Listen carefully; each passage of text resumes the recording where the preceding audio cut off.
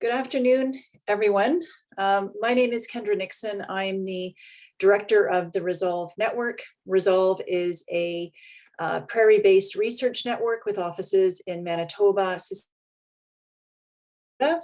I want to thank everyone for coming today, and I want to welcome you all to our webinar entitled Tech Facilitated Violence: An Introduction, which will be presented by Jane Bailey and Susie Dunn. Not only is this webinar an event organized through our Community of Practice project that examines supporting the health of survivors of family violence funded through the Public Health Agency of Canada, it's also an event to acknowledge Domestic Violence Awareness Month in Manitoba. Before we begin the webinar, I do want to acknowledge the land that we're meeting on today. Although we are meeting across the prairies and across the nation as well, I think it's important that we recognize the lands that we are joining from. And today, myself personally, I'm in Winnipeg, and the campuses of the University of Manitoba are located on Treaty 1. And so I want to acknowledge that we are a visitor on this land, and that Indigenous peoples have inherent rights because they are First Peoples. It's an important step to acknowledge that right. So the University of Manitoba campuses are located on the original lands of the Anishinaabe, Cree, Ojibwe, Dakota, and Dene people, and on the homeland of the Métis Nation. We respect the treaties that were made on these territories. We acknowledge the harms and mistakes of the past, and we dedicate ourselves to move forward in partnership with Indigenous communities in a spirit of reconciliation and collaboration. Next slide, please. So before we begin, I want to acknowledge the support we have received for this webinar. And again, first off, to thank Jane and Susie for providing this webinar. It is very much appreciated, and we're very much looking forward to what you have to say, and of course, your expertise on text-facilitated violence. I also want to thank our funder, Prairie Action Foundation, for their generous support funding the Resolve Network so that we can host webinars free of charge as part of the work that we do. And of course, I want to thank Renee Hoffert, Dr. Renee Hoffert, who recently defended her dissertation, who is a Resolve Research Associate and is leading this project. Again, it's the Community of Practice supporting the health of survivors who experience intimate partner violence and are going through the family law system, as well as Patricia Carasoni, who is our digital communications specialist. Patricia has worked getting the webinar ready, and of course, working with the University of Manitoba audio-visual team who are joining us today, Chris, Josh, and Luke. So thank you very much. Next slide. So just a few things before we get started, some housekeeping items. First, the webinar will be recorded, so it will be available on our website and also on the Alliance website. Resolve is part of a 5 sister center alliance on gender-based violence in Canada. We have offices in New Brunswick, Quebec, Ontario, Resolve covering the Prairie provinces, and BC, and we're doing this Community of Practice project as a joint alliance project. So this webinar and many other webinars will be posted on the Alliance website, and we have the link to that alliance at the end of the presentation. You all will remain muted and have your video turned off during the entire webinar. We are going to have a question and answer period, and you are able to ask questions through clicking the Q&A button. We will monitor the questions and the comments, and I will present those at the end to Jane and Susie. Next.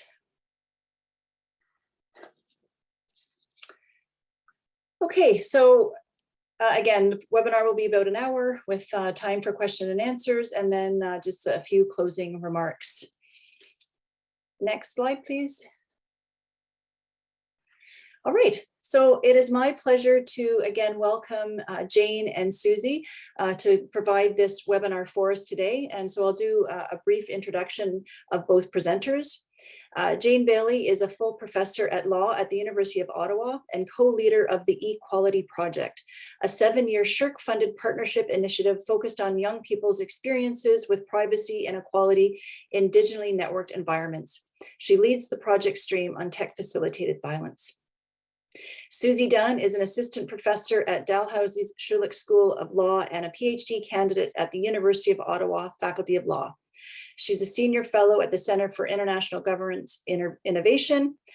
Her research centers on the intersections of equality, technology, and the law, with a specific focus on technology-facilitated violence, deepfakes, and impersonation in digital spaces. So without further ado, I'd like to pass it on to Jane and Susie.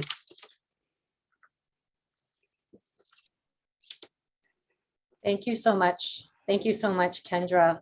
It's a pleasure to be here, and welcome to all participants. I'll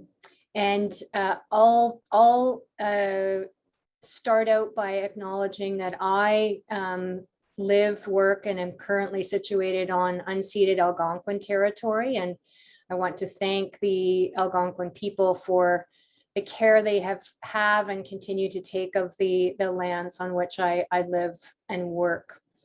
It's a real pleasure for me to be co-presenting this with Susie Dunn, who is also a researcher on the Equality Project, and a person whose PhD I am honored to be supervising. So it's wonderful to be here with her as well. And just to set the stage a little bit, I guess first thing I should do is I'll just share my screen, and let's make sure that's working. Susie, how does that look? Can you see the screen, my slides? Yeah, you're good and clear. Awesome. The topic today, obviously, tech-facilitated violence. We're aiming our remarks at an introductory level. We know that tech is increasingly used by abusers to perpetrate violence in a variety of forms, including online stalking, non-consensual distribution of intimate images. And it does happen in the context of existing or romantic relationships or intimate relationships, as well as after those have ended. But it's also perpetrated by strangers, online trolls, agents of the state, and technology corporations themselves. And our intent in this presentation is to provide introductory information about what we mean when we say tech-facilitated violence, and help explain some of the terminology used to describe this type of violence. And we'll also touch on the role of social media companies in tech-facilitated violence, and how ending tech-facilitated violence involves a wide variety of responses from individual social media companies and governments. So our plan for the next while is that in a moment, I'll turn it over to Susie to introduce the concept of tech-facilitated violence, to lead you through some terms.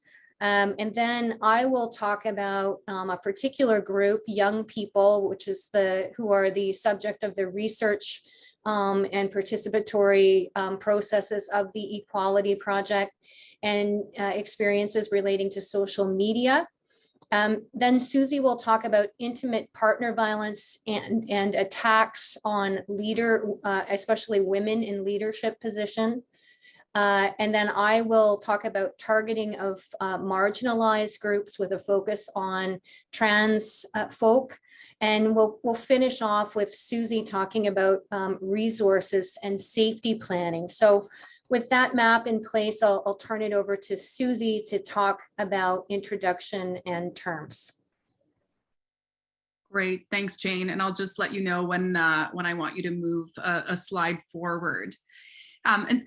So before I begin, I'd also like to recognize that I am on Mi'kma'ki, which is the ancestral and unceded territory of the Mi'kmaq people, and just to recognize what an incredible privilege it is to live here as a settler and a newcomer, and to express my solidarity with that community.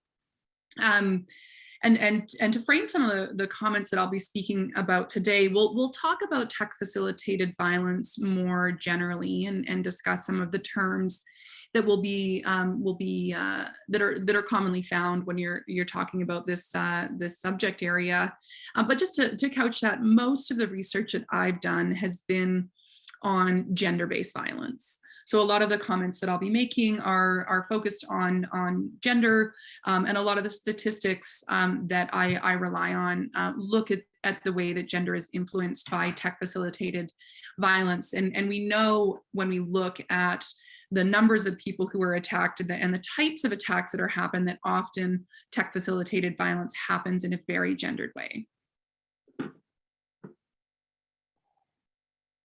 So to start off, what do we mean by tech-facilitated violence? Jane and another co-author, Charisma Mathen, wrote an excellent paper on tech-facilitated violence and defined it as a spectrum of behaviors carried out at least in some part through digital communication technologies, including actions that cause physical or psychological harms. And this is an excellent generalized definition of what we mean by tech-facilitated violence. And you'll see that type of definition repeated in things such as the United Nations Special Rapporteur on Violence Against Women, who prepared a report on online violence against women and girls, who uses similar language, but discusses it in the context of gender-based violence. And of course, when we're talking about gender-based violence, we're taking an expansive definition of gender, and including trans and cis women and girls, and non-binary, agender, and gender variant individuals.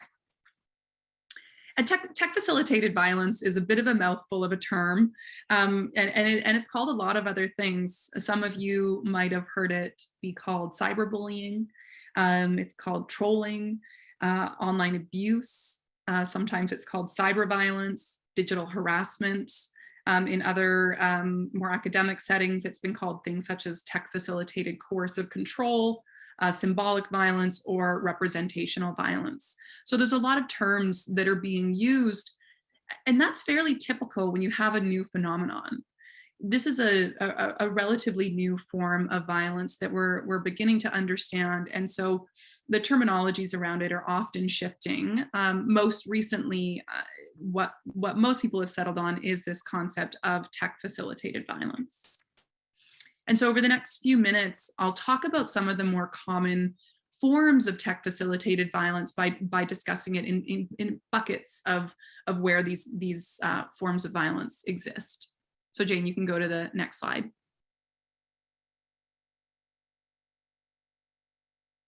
So harassment is one that I think is both the most well-known and the one that's most common. And so harassment can come in many different forms. It can come in unwanted messages. We see this in intimate partner relationships where a partner or an ex-partner will be getting harmful, unwanted messages from a person. Sometimes this will come in the form of messages from acquaintances, where you may get repeated unwanted communication, often pursuing sexual interaction or commenting on something that you've said online. We see this in the form of unsolicited dick pics, where people are sending explicit sexual images, not in a romantic context, but in a way to disturb someone and cause them harm. And so that's probably the most recognizable form of tech violence that we see, these unwanted messages that are being sent to people either privately through DMs and text messages, or being posted on their comments on social media, such as under someone's pictures. You might see racist or sexist messages or unwanted messages under that content. The next piece of harassment is this idea of networked harassment. And what we mean by networked harassment is when there's intentional groups of people who are specifically targeting either a single individual or a type of individual to cause them harm.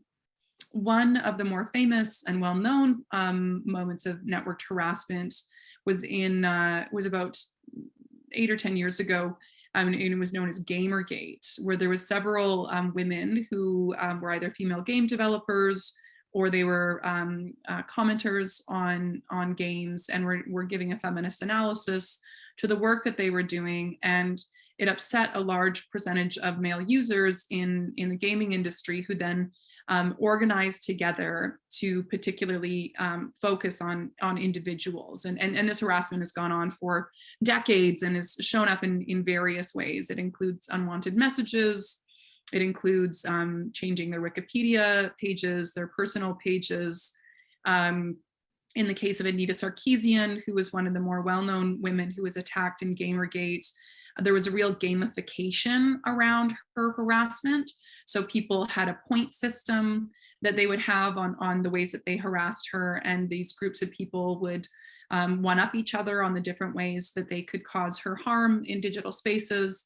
And one of the more memorable moments of the Gamergate campaign is when they actually made a really simple video game where you could beat up an image of Anita Sarkeesian to make it look as though she had been physically attacked. We see defamation, so people are spreading information that is damaging reputationally about people, which I'll speak a bit more when we get to fake websites and impersonation. Threats are quite common. Death threats are quite normalized in digital spaces these days. And on a gender perspective, what we see is that when it comes to threats of sexual violence and threats of rape, this is something that's more commonly seen within women or within the LGBTQ community. And so the type of harassment can very much depend on what your social location is. People who are racialized will face racial attacks when they're being harassed online. Women will face gendered attacks, and so on. Hate speech is also a very serious form of harassment and online abuse. And this typically is geared towards, when we're thinking of from a gendered perspective, Muslim women, Indigenous women, and then women more generally when you think of communities such as incels, which are groups of people who organize together in misogynistic ways and spread hateful messages about women in general. That's had significant real world impact, such as resulting in or being influenced in the van attack in Toronto. Next slide. Image-based sexual abuse is one that's also very familiar. You see a lot of media reports when it comes to image-based sexual abuse. What it's known in the legal community and the academic community is often called non-consensual distribution of intimate images, which again is a bit of a mouthful of a term, but is more colloquially known as revenge porn. So this is when people's images are shared without consent, but typically we avoid using the language around revenge pornography because it suggests that the person whose images were shared had done something wrong, that there was a reason for the revenge.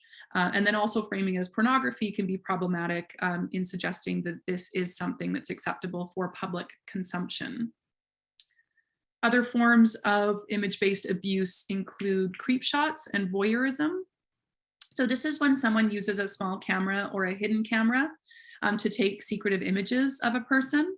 One of the more well-known examples in Canada was a Twitter account that was called Canada Creeps. And what was happening in that case was there was a man who lived in Alberta. I can't remember if it was Calgary or Edmonton, but one of the major cities. And he would go into public and he would take pictures, secretly sneak up to women and take pictures under their skirts or take pictures of their bodies and then post them on this Twitter account under this hashtag and name of Canada Creeps. And this is another form of image-based abuse, which is this umbrella term for these other forms of harms. We also see examples of live streaming or documenting sexual assaults typically. So this can be a way to amplify the abuse and create another level of abuse.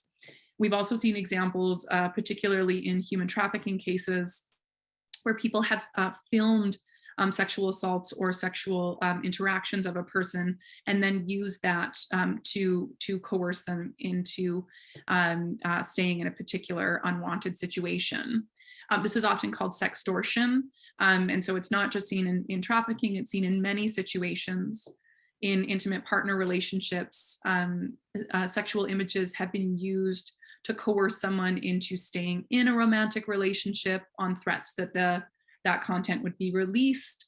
or coercing someone into engaging in sexual activity or doing other things that they would not like to do. Sextortion is also one that we see quite often used against men. And what'll happen is someone will befriend a man on social media and start engaging in flirtatious conversation with them, eventually ask them to send a nude image, and then they'll use that image to extort them for money or other things. Deepfakes is another more advanced form of image-based abuse. Some people might not have heard this term before, but you've probably seen it on the internet. It's a form of artificial intelligence technology that swaps the faces of people in videos. So many of you will have seen people swapping their own faces into scenes from an action movie. That's the type of technology that it is.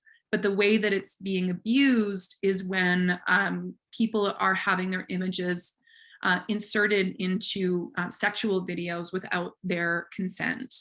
And so we've seen this happen predominantly with women. Research says about 90 to 95% of all deepfakes are sexual deepfakes, and the majority of those are created of women without their consent, and is this new form of sexual abuse. Next slide.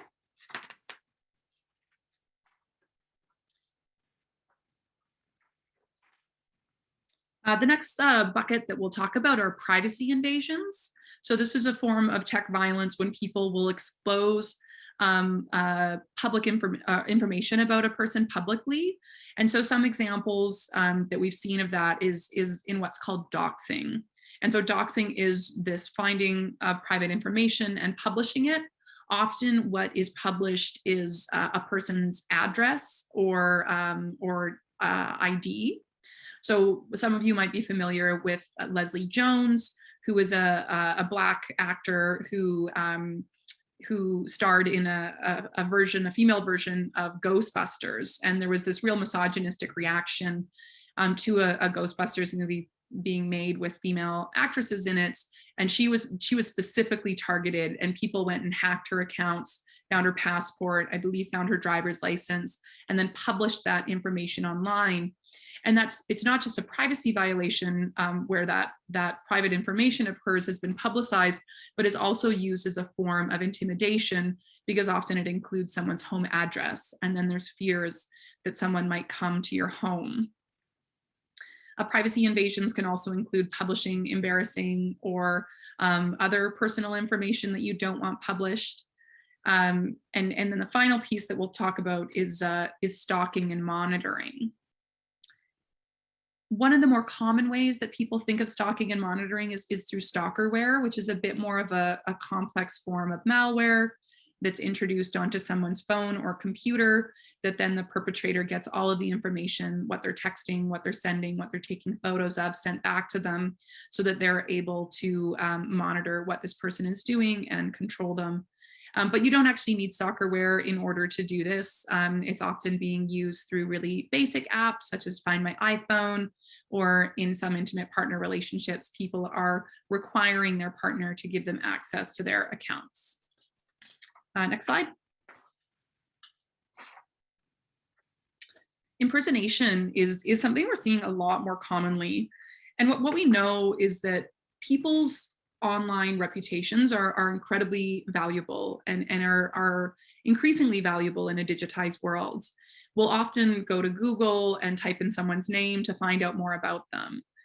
So this can be in the context of dating. This can be in the context of employment, in a variety of ways. It's very common for people to Google another person. So what pops up when your name's Googled online can have a real impact on your life, both your personal life and your professional life. And what we've seen is that people are often, not often, but we're seeing a trend in people creating fake websites about other people. So in Canada, we've seen this come up in custody disputes. So when you have two people who are separating and having a difficult time in that process, what we've seen, typically ex-husbands have gone out and made fake websites in the names of their ex-partners, and they publish either private information about a person, harmful, embarrassing personal information or lies.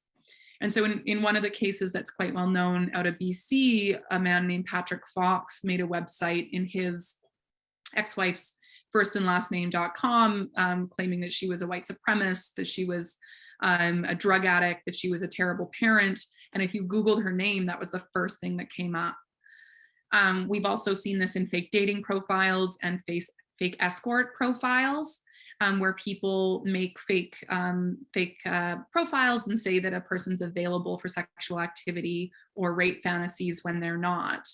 And so in some of the more extreme examples we've seen of this, there was a man named Matthew Herrick, whose ex was doing this to him over years, and he would have dozens of people coming to his workplace and his home, demanding sex from him because of these fake profiles posted on Grindr. And then in other cases, often involving women, these fake profiles that suggest that someone's interested in unwanted sex has actually resulted in some cases quite disturbing sexual violence. And then the third form of impersonation is spoofing. And so spoofing is a term that refers to faking sending text messages or emails. So it looks like it's coming from your phone number, or it looks like it's coming from your email when it's really not. And so people will spoof it to get you in trouble for things that you haven't said or done, but it's really hard to prove you haven't done it because it looks like it's from your phone number or it looks like it's from your email. So those are some of the basic terms. I'll post on in the chats a paper that I wrote on tech facilitated violence that provides an overview of this. So if you're interested in looking a bit more in depth on these terms, that can be available to you. And I'll pass it back to Jane. Thank you, Susie.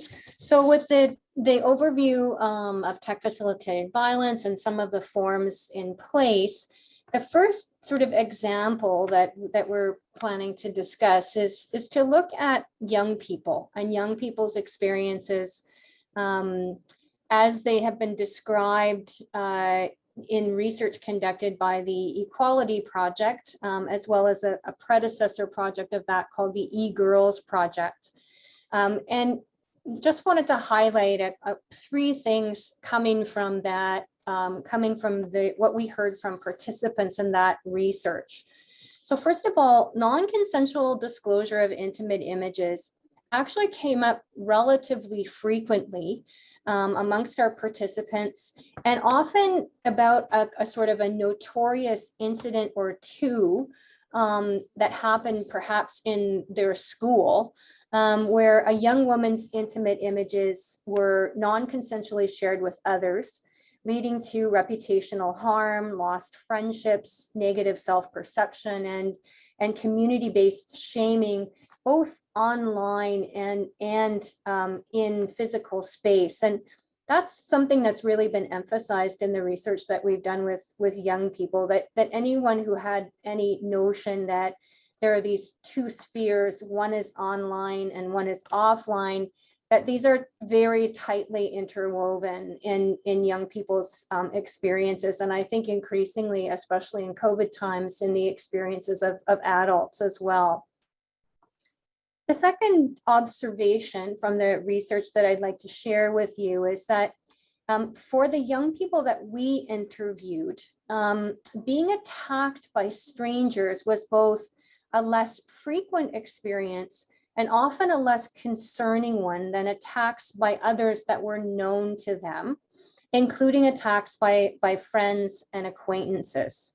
And they told us things like, because these your friends and acquaintances know you, they're often very familiar with your personal vulnerabilities and can prey on those. And also that it was particularly hurtful in many situations because if it was someone that you trusted or considered to be a close friend, that breach of trust amplifies the harm associated with the whatever form of online attack is involved. And they also told us, especially young women told us, that they were subjected to really extreme forms of judgment in online spaces, especially around body image and appearance, and that these were pressures that were that informed the way that they behaved, and were quite concerning to them on a daily basis, a very regular basis. In terms of the final one, privacy and equality being linked. So this manifested itself in a variety of ways in our discussions with our participants. For example, obviously with non-consensual disclosure of intimate images, there's a privacy aspect to that, obviously, and the importance of being able to maintain control over your own images. But our participants also perceived that certain members of marginalized communities, and subsequent research has borne this out, such as LGBTQ plus youth, members of racialized communities, were more likely to be targeted. And this sort of raised the issue of equality, right? That these forms of attack were being used in discriminatory ways. So this kind of privacy invasion was also tied to discriminating against and exhibiting prejudice towards girls and also members of the LGBTQ plus community. As well, the sort of connection between privacy and equality also surfaced in discussions with LGBTQ youth who we interviewed, in that protecting themselves from discrimination and negative outcomes often made it really important for them to be able to isolate their audiences online. So for example, they might use Facebook to converse with family, and often they were not out to their family, and that they would use other platforms with friends and other audiences with whom they were out and comfortable sharing their sexual orientation and or gender identity, and protecting themselves against discrimination then was also therefore strongly linked with being able to maintain control over who their audience was in any particular situation. And we see aspects of all of these different outcomes or issues that young people told us about or shared with us during our interviews in the context of a case that went to the Supreme Court of Canada called R versus Jarvis. In that case, high school teacher Ryan Jarvis had been using a pen camera to surreptitiously take images of female students' breasts during interactions in hallways and other public areas of a school in London, Ontario. Although there wasn't evidence that Jarvis had distributed the images, this example certainly illustrates the impact of a trusted other taking advantage of a power imbalance situation and the link between privacy and equality. And you may ask, how so? Well, Jarvis was charged with voyeurism, which is one of the behaviors that Susie mentioned earlier. It's actually a defined crime in the criminal code. And he was initially acquitted at trial because the trial judge was not convinced beyond a reasonable doubt that Jarvis had a sexual intention in taking the images that he did. And that was one of the requirements of the provision in the criminal code. That decision was appealed to the Ontario Court of Appeal, and they concluded that there could be no reasonable doubt that Jarvis's intentions were sexual, but they looked at another aspect of the offense and said that wasn't satisfied. And that required proof that the young women could reasonably have expected privacy in the circumstances. And in large part, the Court of Appeal said, well, the young women couldn't be said to have reasonably expected privacy in the circumstances because the photos were taken while they were in school, in public areas of the school, fully clothed, and often in areas of the school that were already covered by school-owned surveillance cameras. So voyeurism is a highly gendered offense. Most targets are women or girls. Most perpetrators are men.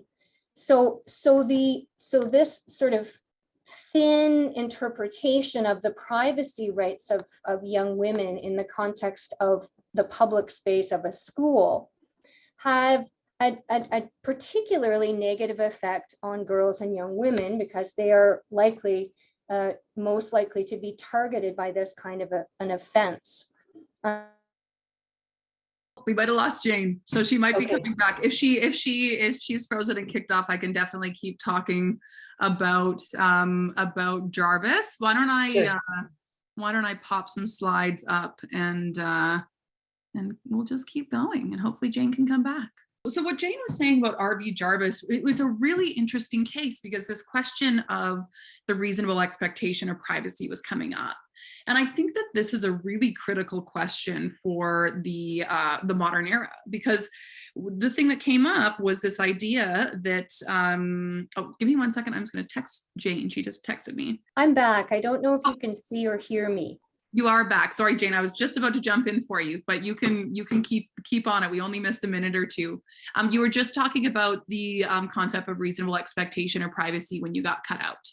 Yes, sorry about that. I'm not really sure what my internet conked out on me. Apologies for that.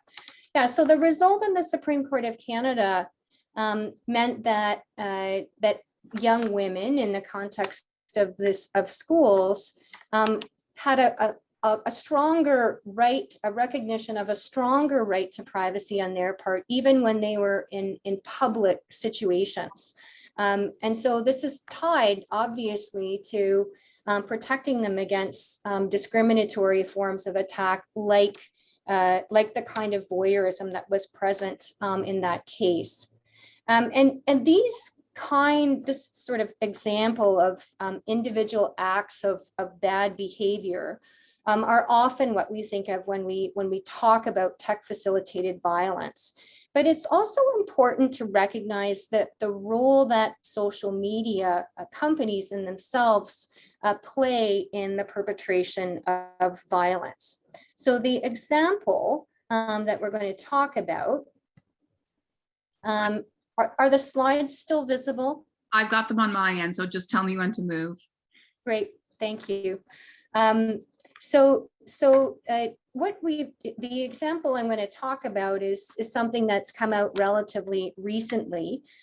We recently learned from the so-called Facebook files, which is a series of articles written just recently this fall and published in the Wall Street Journal, where a former Facebook employee, Frances Haugen, released internal documents from Facebook that included Facebook's own research showing that its Instagram platform, which is the platform which it owns, is causing harm to young people, especially young women, in relation to things like eating disorders, anxiety, and for a few, even suicidal thoughts. To understand how this is so, I want to say a bit about the business model that underlies Facebook and Instagram, but it's by no means isolated to them. It applies to other social media platforms as well. So author Shoshana Zuboff famously coined the term for the business model that I'm about to talk about as surveillance capitalism, which is in the next slide. You'll see an image of the cover of her book. And in that book, she explains the internet financial model. That is the basis upon which platforms like Facebook and Instagram make money. That it's premised on harvesting and commodifying personal information, including the information of young people. So social media companies make money under this model by collecting, analyzing, and selling profiles relating to the personal information of users. And to increase the flow of this valuable data, they have to work to engage more people for more time, to keep people online and interacting in order to get access to the most data. Ultimately, the value in harvested personal data lies in the detailed personal profiles that the data supports. Profiles then that get used to feed algorithms, which are programs that determine what we see on our news feed, that personalize our search results. Compare, I don't know if anyone's ever tried that, to run a search on Google and compare your result with a result that a friend may get, and to see the difference in those.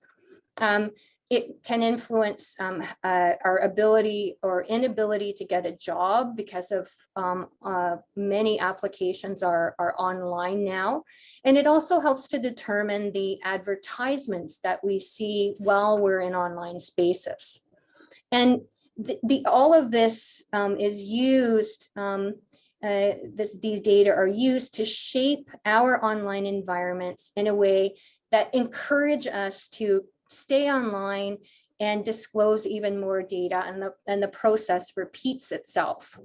Now, the internal Facebook research that the Wall Street Journal wrote about in its recent expose included many findings that are related to the sorts of harms that one might think of when you're talking about tech-facilitated violence. So these included things like the fact that 32% of girls said that when they felt bad about their bodies, Instagram made them feel worse.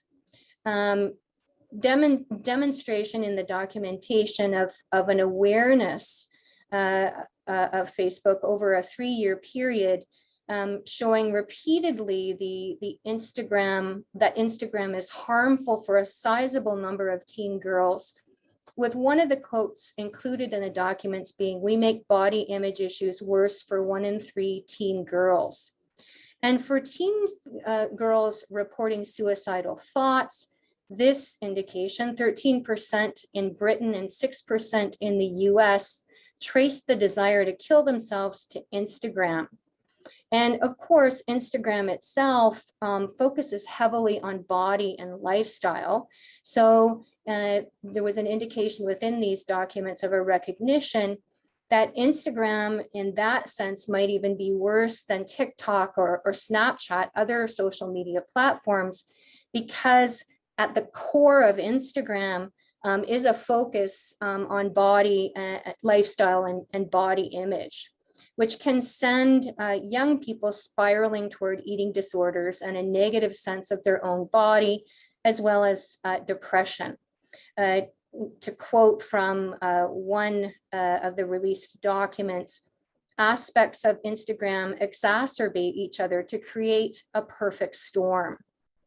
And again, this is because the algorithm that Instagram is using to decide what content a young person receives means young people who search for diet and exercise information on Instagram then are deluged with ads about ideal body type, dieting, and so forth. And of course, these issues don't only affect girls and young women, they also affect boys and young men, though this particular research showed a pronounced impact on young women and girls. So the reason that I take you through this is this is one of the things that Susie and I have been talking about a lot in our research and in other sort of public fora that we've been involved with. When we think of tech-facilitated violence, it isn't just about what individuals do, although it is about what individuals do and groups of individuals do. But it's also the way that social media platforms are structured. It relates to their content moderation practices that and we heard this often in our research, that mean that even though harmful content is reported, it isn't always consistently or quickly removed. And so it's important when we're thinking about this issue and thinking about what's the best way, or what are the best ways of responding to this issue, not just to think about how do we respond to perhaps penalize, educate individuals who engage in this behavior, but also how do we think about the role of social media platforms and how we should address the part or parts that they play in the overall picture of tech-facilitated violence. So with that, I'm going to turn it over to Susie to talk about some examples relating to intimate partner violence and leadership.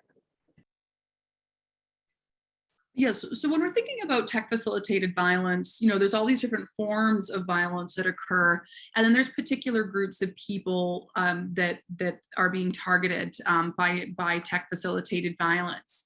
And some of the places we see it quite commonly is within intimate partner relationships. And I don't think that's surprising in any way. When we think about intimate partner violence, people are going to use a multitude of tools to control or harm their partner.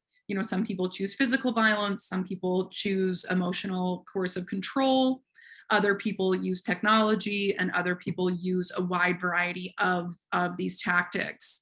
But what we know from research is that often in intimate partner violence relationships, one of the most debilitating forms of violence is this way that you break someone down to the point that they always feel controlled, so that they're always feeling like they're being watched, and they're always feeling as though they're being monitored. And one of the things that makes our phones so wonderful and interesting is that they can, show us all the places to go and track all of our information in nonviolent situations. That's a really interesting thing. But in intimate partner violence relationships, these very basic tools can be used as a form of coercion. And we'll be providing you with some examples of ways to safety plan around tech-facilitated violence. And there's two categories of safety planning. And one category of safety planning involves planning safety around attacks from strangers or attacks that people don't know you very well. So if someone's trying to hack into your account because they don't like that you're a feminist on the internet, or if there's like in the example of network harassment, if there's groups of strangers who are plotting against you but don't actually know much about your personal life or where you live or information about you, there's particular safety practices that you can do. So things like good password protection, good password hygiene, making sure that your devices have passwords and aren't left out in public places. But when it comes to intimate partners and ex-intimate partners, there's so many challenges when it comes to safety planning. And if you look at research done by Diana Freed and Karen Levy and their colleagues, what they've found is that in existing intimate partner relationships, your partner often has access to your computer or has access to your phone, whether you know it or not. If you're in the shower, they can look at your text messages, they can look at your computer. This is often an easy way for them to install malware or to figure out your passwords. So that access to device really changes the vulnerability of people.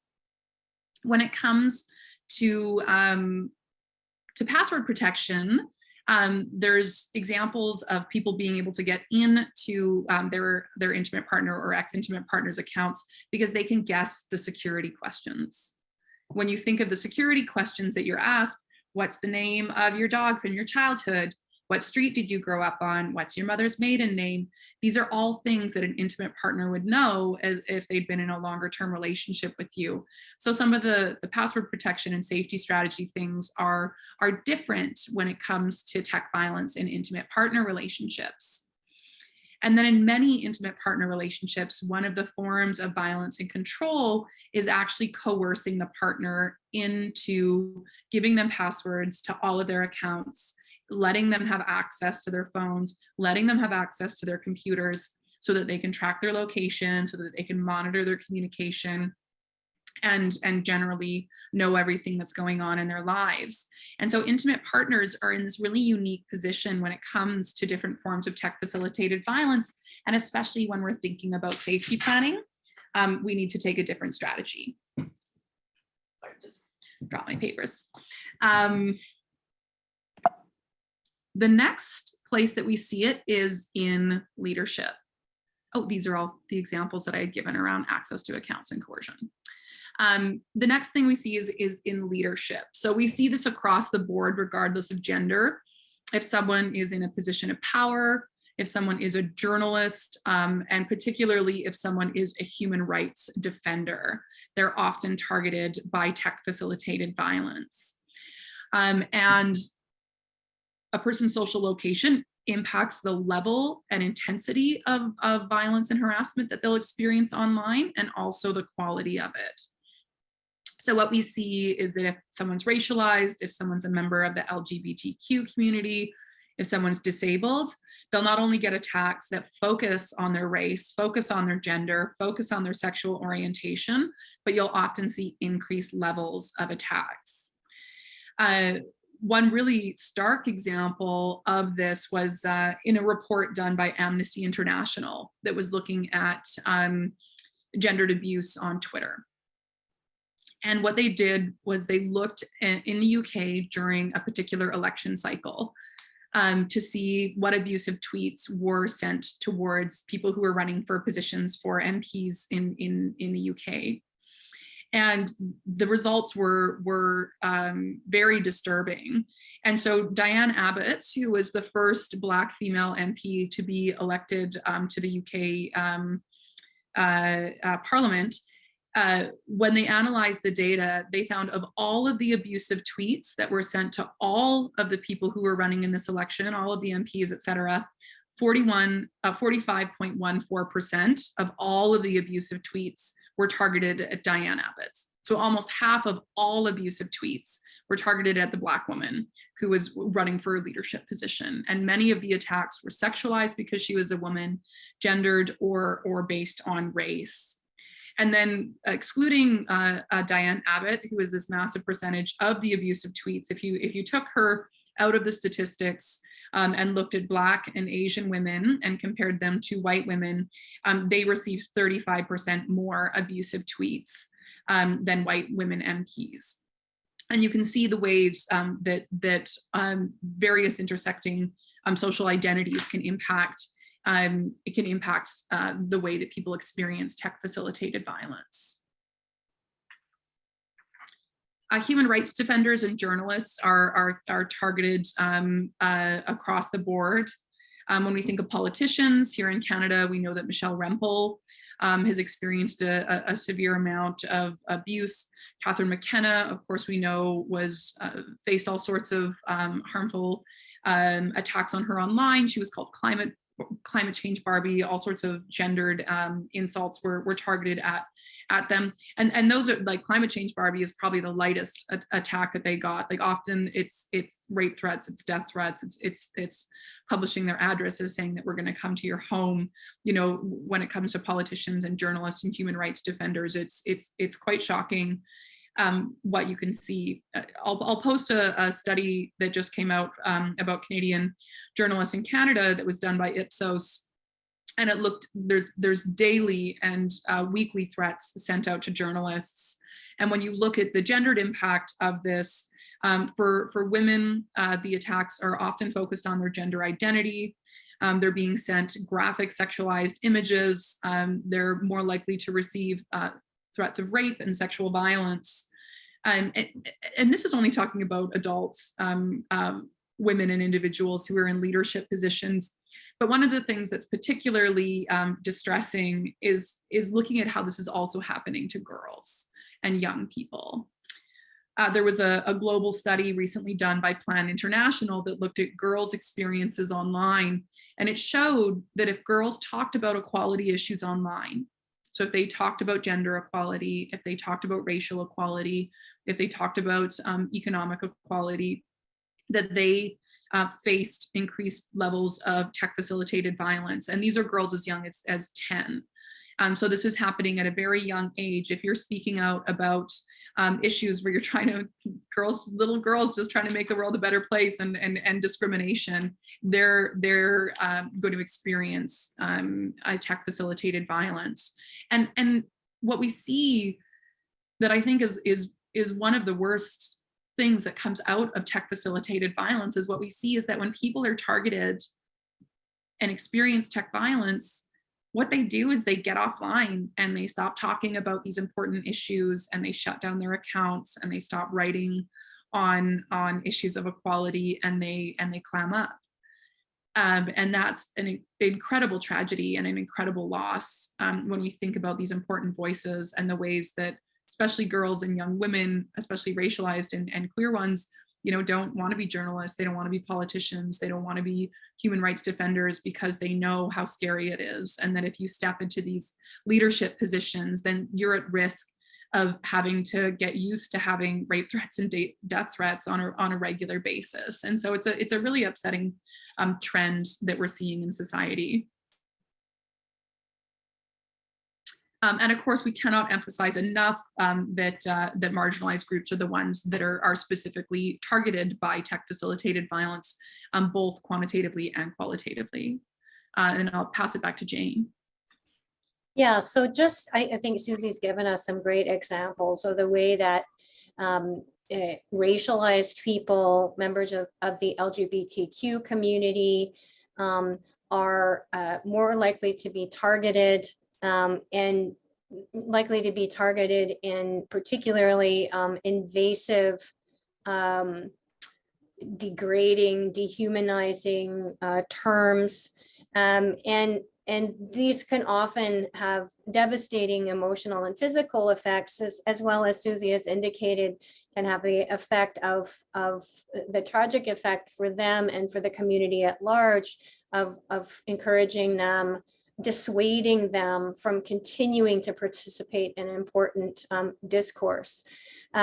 So Susie, if we could go to the next slide, the example that I'm going to, I'll just touch on relates to trans folks. So Abigail Curlew, who is a journalist, doctoral researcher, and trans feminist specializing in advocacy around LGBTQ+ human rights, has written extensively about how a platform called Kiwi Farms, which she refers to in her work as an online troll community operating through a forum board platform and a handful of wikis, includes a community. This is like the networked harassment that Susie was talking about, a community that is aimed at disrupting and upsetting people. Their sign-up page, for example, at one point read, quote, "Autistics will be laughed at, trannies will be misgendered, people will try to find where you live," end quote. And activities engaged in on the site include collecting and releasing personal information about trans folk, including releasing photos of them and their names prior to transition, as well as information like their home address. This is, again, an example of the sort of doxing that Susie was speaking about earlier. Their home address, their home phone number, social insurance numbers. And once this information then is posted on a site like Kiwi Farms, harassment of the trans folks who are doxed become a very powerful tool to threaten, embarrass, and abuse this marginalized community. Abigail Curlew reports that trolls say they do this for the lulz, L-U-L-Z, that is the laughs, since they perceive their abuse to be humorous. And what we've presented today really is just a small sampling of the ways in which TFV manifests itself and some of its outcomes. I'm going to turn it over now to Susie to highlight a few things about resources and safety planning tips for addressing TFV.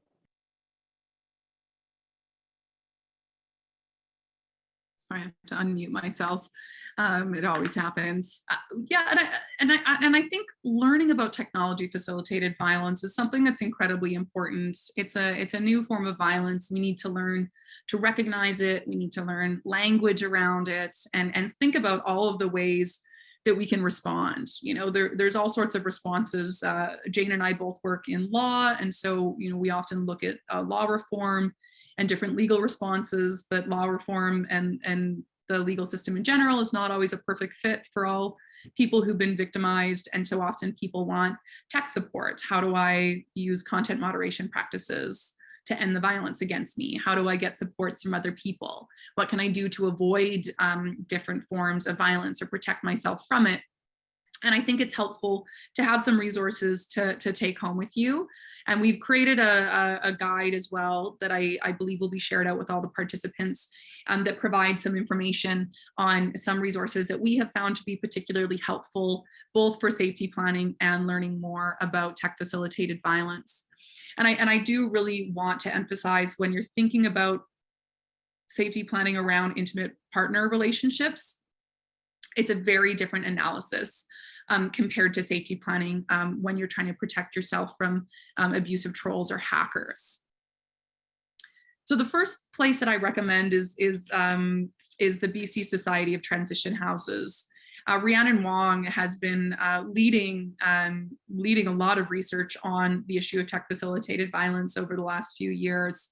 And the organization she works for has created this tech safety websites that I'll share in the chat, where you can go online and you can learn all sorts of different ways to protect yourself. And also, if you need to document what's happening to you by taking screenshots or recordings, in case you want to show other people what's happening to you. Young people might want to report it to their schools. Other people might want to report to the police or justice agencies.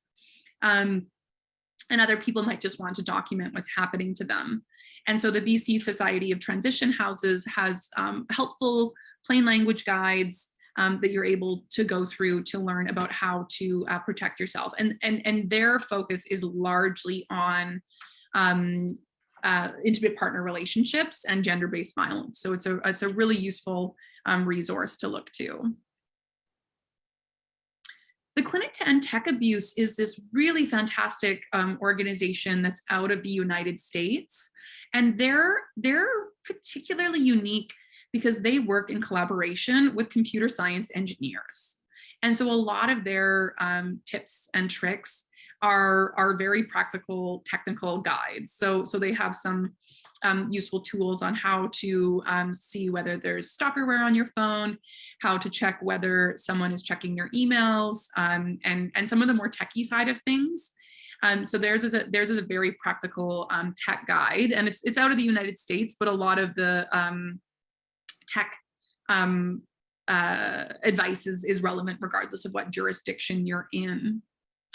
Many people work with young people or are parents to young people, and at this stage in life, many people haven't had the same experiences with technology as the young people that they're working with.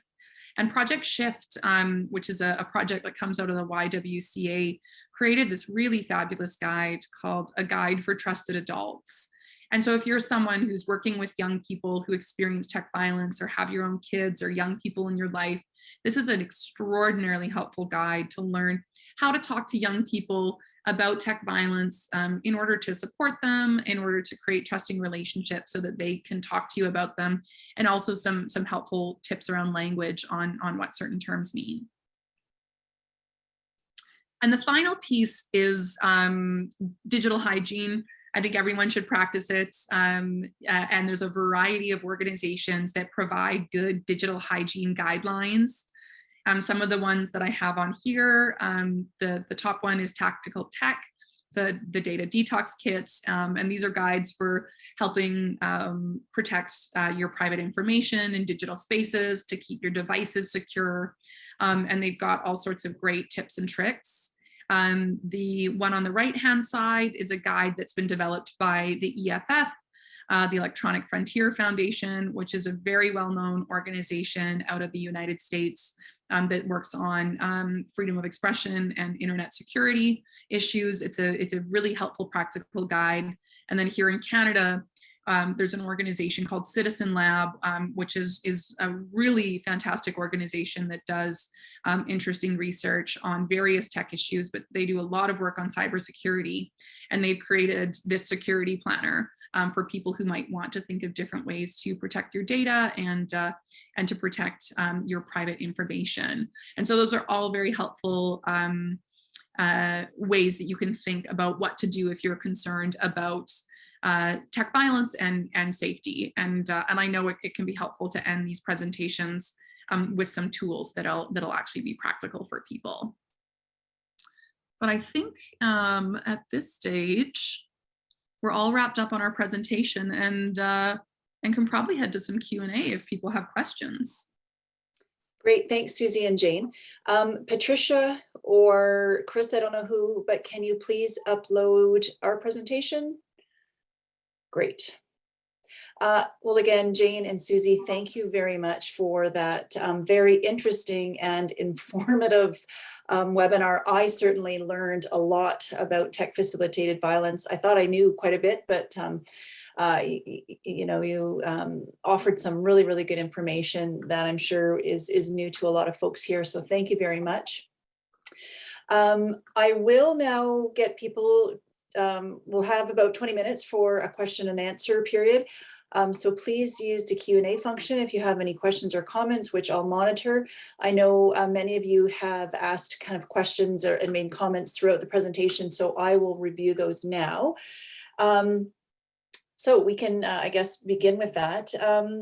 So first, maybe, Susie, you started the presentation with some definitions. Can you just remind us what where doxing came from?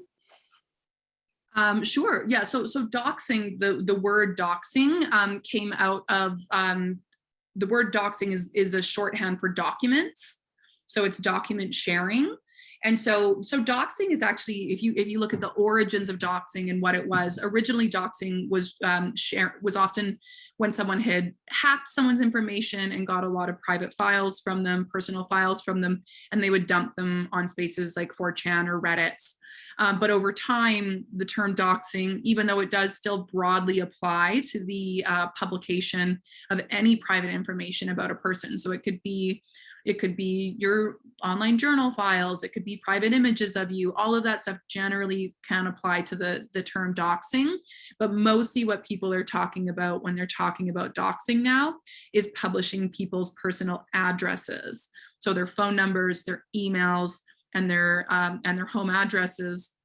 And they're doing that as a form of harm. And so we even saw like doxing happened during the election where I'm forgetting which political party leader is that, the People's Party, I believe, published a bunch of emails of journalists' personal addresses, email addresses, and encouraged their followers to go after these journalists because of particular questions that they'd been asked. And Twitter actually removed that post because they said this is a form of doxing and you're encouraging harassment on people's email addresses and on their text. And so it's a tool of harassment and intimidation, but is also a bit of a dog whistle to say, come on, everybody, go after these people, use their personal information, use their personal contact information and deluge them with cruel text messages and emails or go to their home. Okay, great. Thanks. Jane, another participant wants you to remind us what NDII stands for. When you were talking about your equality work with youth, can you maybe just speak to that acronym? Yes, so it's referring to non-consensual disclosure of intimate images, that mouthful that Susie referred to earlier. It's short formed in a lot of ways. I used NDII, it's sometimes NCDII, but at the end of the day, the point is that someone takes an intimate image of someone else, often an intimate image that's been shared in the context of a relationship with that other person, and without the permission of the person depicted in the image, that other person distributes it either by text, online, sometimes by posting on pornography websites. So that's the phenomenon of non-consensual disclosure of intimate images, which is an offense under the Criminal Code of Canada. And maybe just while I have the mic, I did see a note posted that I really liked and really wanted to emphasize that it is really important to think of tech-facilitated gender-based violence as part of a continuum of gender-based violence. It is a new forum for perpetuating and facilitating many forms of gender-based violence that we're familiar with. In addition, the technical components of digital communications technology sometimes allow for new forms of gender-based violence, or even if they're not entirely new, they allow for a broader distribution, and therefore can have much more devastating impacts. Okay, thanks, Jane. We have lots of questions, and so I'm going to go to a couple now, speaking specifically to family law or to law in general, as well as to the violence prevention and response sector. So first comment, very good information, great presentation. Wondering how the law responds to situations of tech-facilitated violence. I know of a person who had her partner threatening her on a cell phone. She called the RCMP and asked if they could track the phone that her partner ended up taking from her. The RCMP responded by saying, "We don't do that in cases like this." Yet she was a victim of violence. He said that only happens in the movies. So I guess what is the kind of justice response to tech facilitated violence, or what is the kind of the current capacity to respond? Yeah, so I think we know that there's a larger problem around addressing just gender-based violence in general.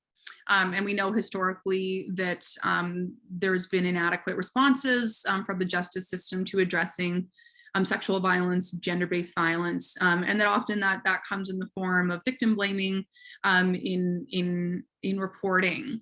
And I think those challenges still exist in some cases when it comes to tech-facilitated violence. And I've heard a lot of anecdotal stories of people reporting to the police and sometimes having problematic responses. I think police are becoming more aware of the laws that exist around this, and there are many excellent police officers out there who care deeply about these issues, but it's very difficult. And one of the challenges with tech facilitated violence, and I don't think this is an excuse at all for it not to be addressed, is that it is so common. And there is a lot of digital evidence. And one of the challenges that police forces face is a lack of expertise on how to collect digital evidence in order to be able to prosecute crimes and to identify the IP address of a person who's been harassing them if it's been anonymous. And so I think there's a lack of, there's a need for growth in police response to tech facilitated violence in the same way that I think we're needing better responses to sexual and gender-based violence. But we also see many alternatives. There's civil law responses that we're starting to see, so people can have that. And I always like to mention Cyberscan, which is an organization that is legislatively created in Nova Scotia, where it's a support unit that the government runs, where people can actually call Cyberscan for help. And even if they don't want to pursue a criminal charge or don't want to follow through with a civil process, that they can get technical and emotional support through Cyberscan in order to address some of these issues. But I do think we have a long way to go, both criminally and civilly, to adequately address tech facilitated violence. And Jane, I don't know if you have anything to add. Yeah, the only thing I would say is that for a lot of the young people that we spoke to, though they could understand why it might be that for some people, the situation that they're confronted with means that they do want to pursue the law or legal remedies. The kind of remedy that Susie's just mentioned, having an administrative body like Cyberscan that can help them quickly say if it's intimate images, get the images taken down, or help them to negotiate with a platform to remove harmful content, is also a real priority in terms of harms reduction. So it's one of those situations, like many, where we really need a wide variety of different kinds of responses, and that allow targets to be able to choose what makes most sense for them in their particular circumstances. Okay, thanks, Dave. Oh, go ahead, Susie. I'm going to jump in one more second. I think at every talk I bring this up, but also I think like there's movement for regulating social media companies so that there's better social media responses. And there's been a lot of advocacy with women's organizations on pushing for feminist responses to regulating social media companies and providing these types of organizations. And we can share a link to a research report that was written by Cynthia Koo on how to a feminist approach to content moderation as well, when we're looking to have social media companies be legislated into better addressing these issues. Great, thanks, Susie. And just for people to be aware of, I know we've got a lot of messages going on in the chat. Again, this is recorded, so we are going to upload this presentation that has, some links in it on the Resolve website and the Alliance website. Patricia is also kind of keeping a list of resources, so we can post those as well. And of course, we can post things through social media. So I just want to kind of pick up on that. I know we spoke specifically about the police.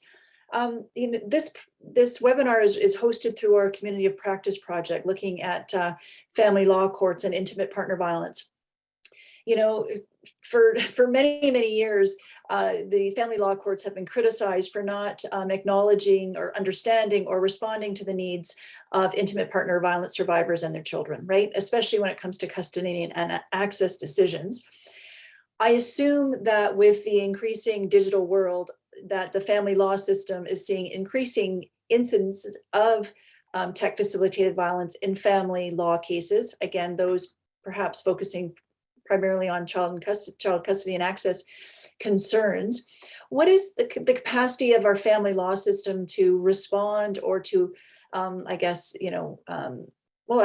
respond to tech facilitated violence in the courtroom? Are judges aware of this? Are they educated on this? Are Crown attorneys? So I guess, what is the current capacity for our law systems to understand this and to respond appropriately, so we're not re-victimizing women or kind of enabling or allowing abusive partners to continue abuse their partners, and what else is needed?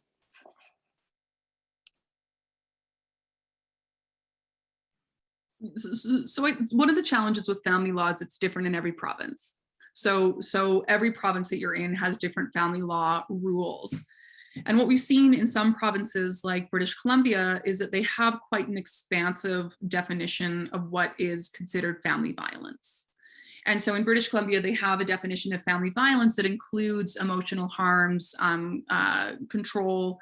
And so within that definition, you can capture things such as tech facilitated harms. And there's several cases where people have been relentlessly sending harassing emails and text messages, and the courts have recognized that as a form of family violence.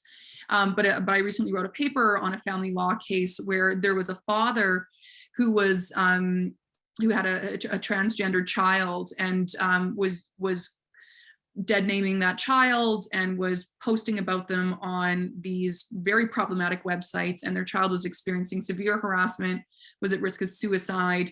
And the family court, lower courts recognized that as a form of family violence because this child was being exposed to emotional violence and potential threats of actual violence because it was this massive media storm around this issue. But then when it got to the Court of Appeal, they didn't recognize it as family violence. So I think the courts, even where you have a broad enough definition to have this be recognized as a form of family violence, some judges still aren't recognizing it. So I think we have a long way to go, but we are seeing some movement in Canada in family law cases where this type of violence has been recognized and responded to by the courts.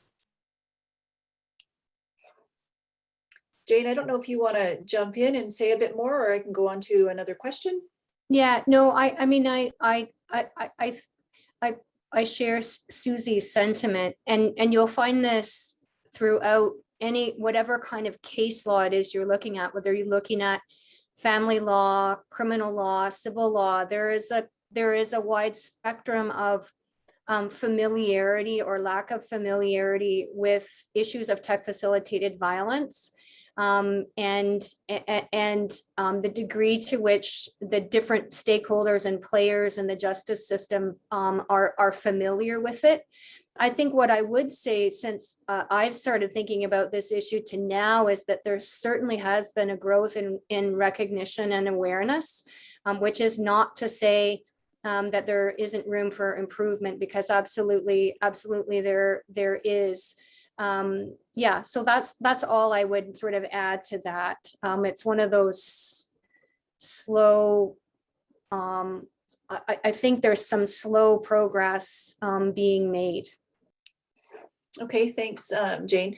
Another audience member wants to know, what are the recommendations for the violence prevention and response sector, example, shelters and other community organizations, in terms of changing how they operate and what services they provide in the light of tech facilitated violence? Susie, do you want to go ahead on that, because you were so involved in the BC Society of Transition Houses toolkit? Yeah, so I think there's a lot of learning to do. You know, what we know in the anti-violence sector in Canada is that it is incredibly underfunded and incredibly overwhelmed as it is, just managing the pre-tech issues that come around gender-based violence. So I think one of the most important things that we can do is continue advocating for sufficient funding for those organizations that is where people are going. That is the first place people are going. And what we've been hearing from a lot of people who are doing frontline victim service work is that they're hearing a lot about tech facilitated violence, and a lot of them don't know what to do, because it's tricky. Like it is difficult. When you think of something like stalkerware, people like, what's stalkerware? They don't even know what it is, you know, and we've seen some problematic reactions in some circumstances where they've done things like destroy a woman's phone because they know that someone is tracking their location, and things like a shelter location might get exposed because someone's phone is there and their partner is tracking it. But we also know that phones are a safety line and a security line for many people. And so this idea of like destroying technology or removing technology is something that's unrealistic. And so I think what we need right now is that we need more specific safety planning strategies and educational materials developed to help educate those people who are doing frontline victim service work. And so again, this is why I think places like Cyberscan are incredibly important, because if we had organizations that were dedicated to having specialized knowledge on how to manage these types of things, then if we had a victim service worker who was working with a client who was experiencing something like intimate images that were released, or they were being stalked on their phones, that there could be a line that worker could call to say, hey, I've got a client who's working on these issues. What can I do? How can I help? And have someone with that expertise. Because one of the challenges with tech violence is it's always evolving. There's new forms of technology, and it's unrealistic for us to expect our victim service workers to be aware of all forms of technology violence and how to track those things on phones, and how to do this technological work. So part of it, I do think having some education programs, so the basic knowledge of some of these issues can be shared with tech workers, but I do think that we need specialized helplines so people can call those.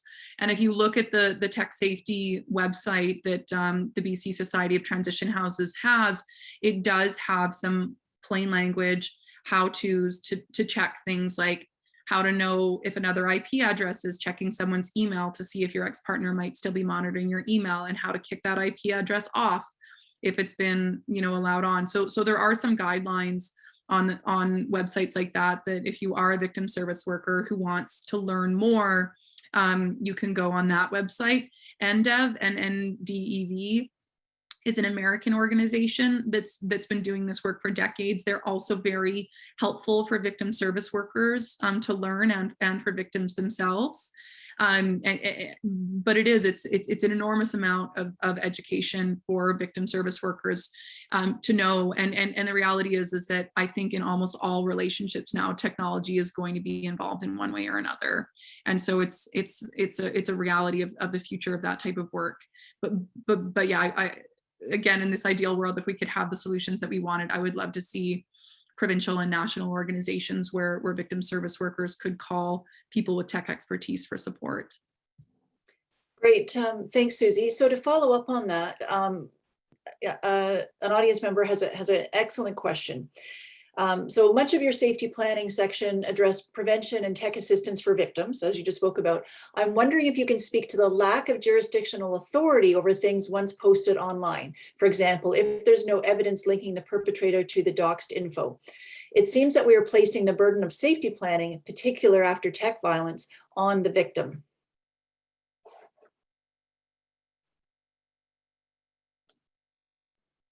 Yep, it's a major issue, and in part, and I'm going to say just one brief thing, and I'm going to turn it back to Susie, because amongst other things, she's actually just written a paper that's about to come out in the Canadian Journal of Law and Technology about digital evidence, which I think also speaks to something else that's in the chat.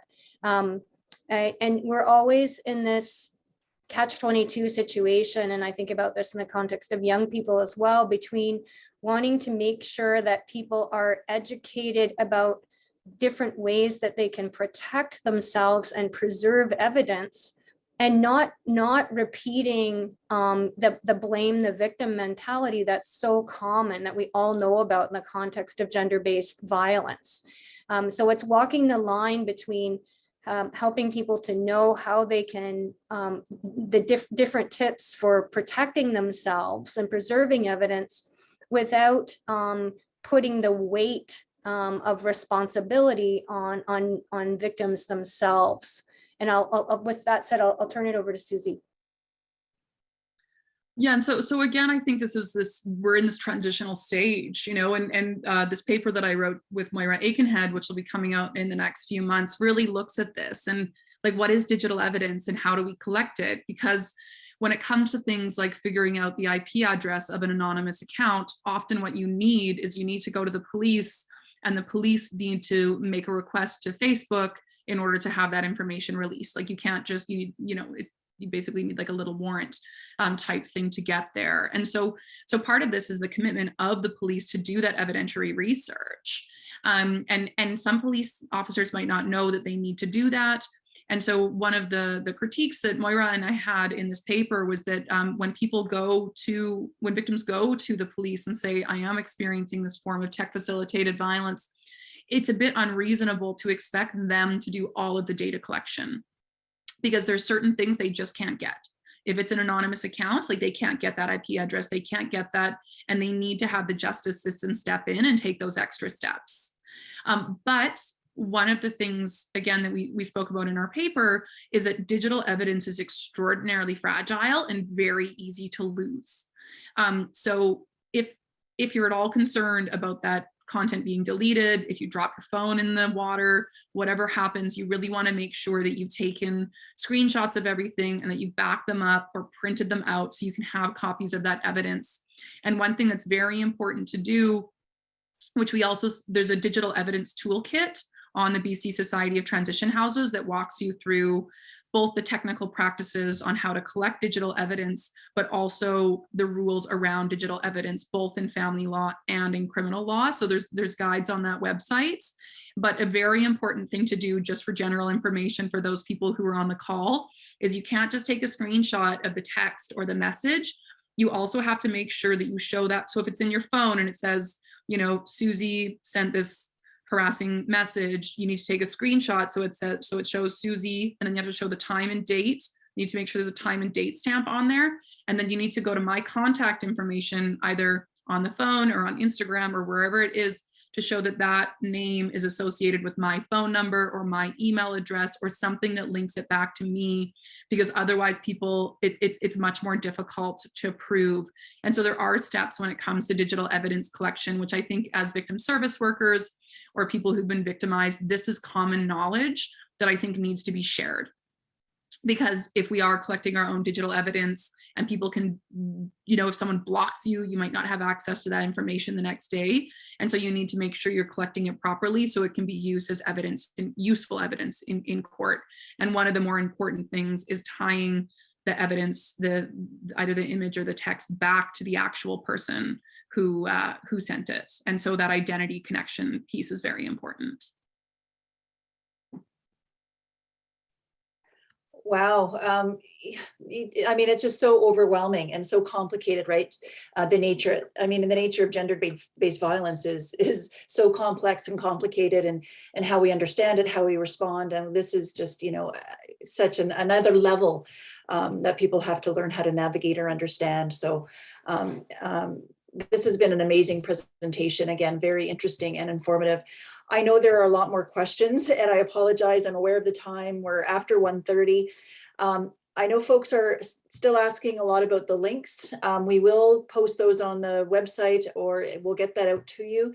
Again, the website, it will be posted on the Resolve and on the Alliance website as well. I just want to, again, thank Jane and Susie for this wonderful presentation. Again, so interesting, so informative.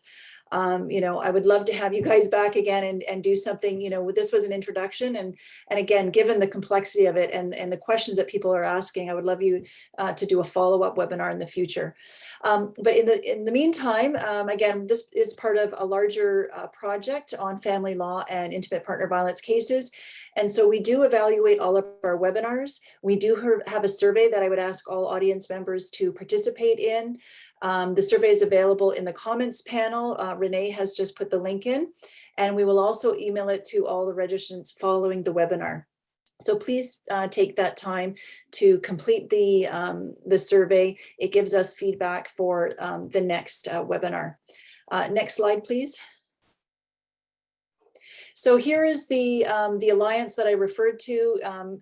Our webinar, again, the recording, we're going to create a brief that is text-based that we will post on the Alliance website. If you have more questions about this actual project, you can contact myself and Renee. Our contact information is there. Next slide, please. And again, I just want to say thank you for everybody attending. Please stay connected with Resolve. You can do that in a number of ways. We have lots of social media platforms, including Facebook, Instagram, Twitter. Please connect with us on one of those platforms. We have a new Resolve website that I would ask for you to visit. We also have a regular newsletter that we put out a few times a year. If you would like to be added to the newsletter list, please email us and we can certainly add you to that. Next slide, I think that might be the end of the slides. Yes, I think so. So again, I just want to thank Susie and Jane. Excellent presentation. I want to thank everybody for joining us.